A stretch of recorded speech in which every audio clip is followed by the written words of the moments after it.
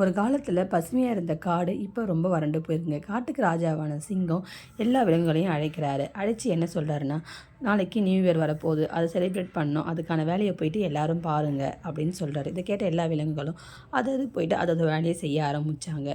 ராஜாவோட வருகைக்காக என்ன பண்ணுறாங்கன்னா, அழகான ஒரு மேடையை அமைச்சு காத்துட்ருக்காங்க. சிங்கராஜா வராரு. வந்து எல்லாருக்கும் வணக்கம் சொல்கிறாரு. வணக்கம் சொல்லிவிட்டு என்ன சொல்கிறாருன்னா, 2025 நல்லபடியாக போயிடுச்சு. ஆனால் 2026 என்பது நம்ம வாழறதுக்கு ஒரு சவாலான காலமாக இருக்கும். ஏன் அப்படி சொல்கிறேன்னு பார்த்தீங்கன்னா, இப்போது எல்லா இடமும் நகரமயமாயிட்டு வருது. நம்மளோட காட்டை அழித்து மக்கள் எல்லாம் வீடு கட்டி தொழிற்சாலைன்னு கட்டி வாழ்ந்துட்டு வராங்க. எனவே நம்ம இருக்கிற விட ரொம்ப சந்தோஷமாக வாழணும். அந்த மக்களுக்கு தெரிய மாட்டேங்குது. அவங்க கட்டுற வீட்டுக்கோ எல்லாத்துக்குமே வந்து காட்டில் இருந்தால் மூலாதாரம் கிடைக்கிது அப்படின்றது தெரிய மாட்டேங்குது.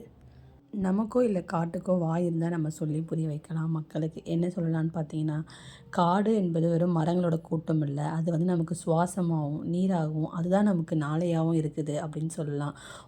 ஒரு மரத்தை நம்ம வெட்டுறோன்னா அதோட நிழல் மட்டும் போகிறதில்ல, ஒரு ஒரு குழந்தையின் எதிர்காலமும் அதில் தான் அடங்கியிருக்கு அப்படின்னு சொல்லி புரிய வைக்கலாம். இன்றைக்கி நம்ம காடை அழிச்சிடலாம், ஆனால் நாளைக்கு நம்ம இயற்கை வந்து நம்மளை மன்னிக்காது. நகரங்கள் வந்து வளரலாம், ஆனால் ஒரு காட்டை அழித்தா நம்மளால் வளர்க்க முடியாது. மரங்களை நம்ம வெட்டுறதுக்கு முன்னே ஒரு முறை யோசிக்கணும். நம்ம ஒரு மரத்தை வெட்டுறோம்னா 10 மரக்கன்றை வச்சுட்டு தான் வந்து நம்ம மரத்தை வெட்டணும் அப்படின்ற விஷயத்த சொல்லலாம்.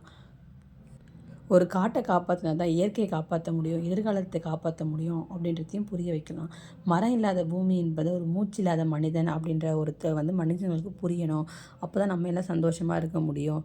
2026 எல்லோரும் சந்தோஷமாக அவங்கவுங்க குடும்பத்தோடு போயிட்டு கொண்டாடுங்க. இனி நம்ம யாரையும் தொல்லை பண்ணாமல் அவங்கவுங்க வாழ்க்கையே வாழ்வோம்.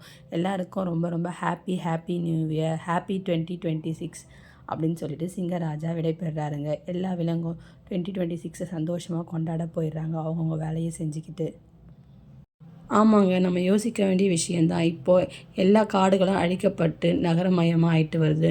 மக்களாகிய நம்ம தான் வந்து காட்டை காப்பாற்றணும். காட்டை காப்பாற்றினா நம்மளால் மழை கிடைக்கும். மழை கிடைச்சா தான் நமக்கு நினச்சபடி நினச்ச வாழ்க்கை அமையும். தேங்க்யூ. Happy new year.